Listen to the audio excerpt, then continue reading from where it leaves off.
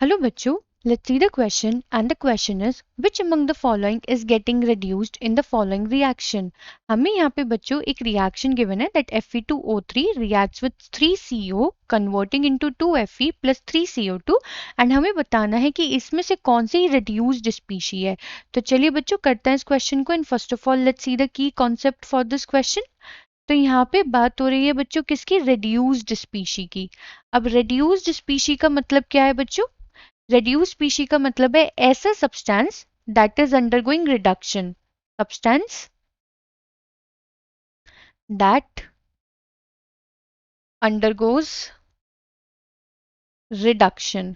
तो अगर बच्चों हम यहाँ बात करें रिडक्शन की तो हमें क्या मालूम है रिडक्शन के लिए दो कंडीशंस अप्लाई होती हैं. वो क्या होती हैं?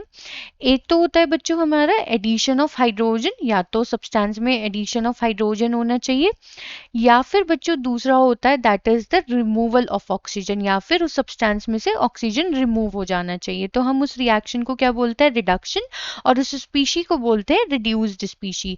तो अगर इस क्वेश्चन के बेसिस पे हम इस रिएक्शन को देखें, इक्वेशन को देखें, सो Fe2O3 प्लस 3CO कन्वर्ट हो रहा है बच्चों इनटू 2Fe प्लस 3CO2 में.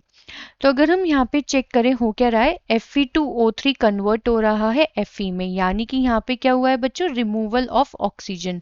रिमूवल ऑफ ऑक्सीजन अभी हमने क्या देखा? रिमूवल ऑफ ऑक्सीजन का मतलब है कि इसका क्या हुआ है यहाँ पे? रिडक्शन. एंड ये जो हमारा 3CO है ये कन्वर्ट हो रहा है इनटू 3CO2, यानी कि यहाँ पे क्या हो गया? Addition of oxygen. तो रिमूवल ऑफ ऑक्सीजन के एकदम अपोजिट, और रिडक्शन का अपोजिट क्या होता है बच्चों? ऑक्सीडेशन. तो हम क्या बोलेंगे कि जो हमारा Fe2O3 है वो तो हमारी यहाँ पे क्या है? That is a reduced species because वो रिडक्शन में जा रहा है. And this carbon monoxide is actually oxidised species क्योंकि वो ऑक्सीडेशन में जा रहा है. ठीक है. तो क्वेश्चन में हमसे पूछा गया है रिड्यूस्ड स्पीशी. तो रिड्यूस्ड स्पीशी कौन सी है बच्चों एज पर द क्वेश्चन? तो वो है हमारे पास Fe2O3. तो करेक्ट ऑप्शन कौन सा होगा बच्चों इसके बेसिस पे? So the correct option will be option D, Fe2O3. I hope बच्चों आपको क्वेश्चन समझ में आ गया होगा. Thank you.